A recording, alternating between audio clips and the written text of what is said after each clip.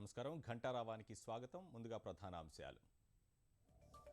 విజయానికి కావాల్సింది ఆయుధం కాదు, మనోబలం. భోపాల్ శౌర్య సమ్మాన్ సభలో ప్రధాని మోదీ.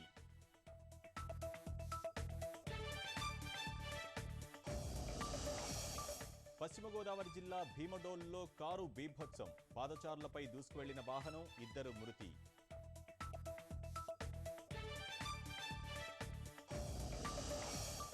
ఏలూరులో అంతర్జిల్లా దొంగల ముఠా అరెస్ట్. 21,75,000 నగదు, దాదాపు అరకిలో బంగారం స్వాధీనం.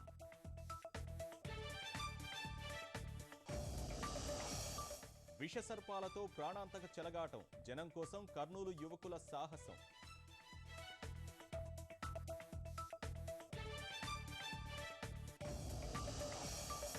గోవా బ్రిక్స్ సదస్సుకు భారీ భద్రత. సైనికుల మోహరింపు, అడుగడుగునా తనిఖీలు.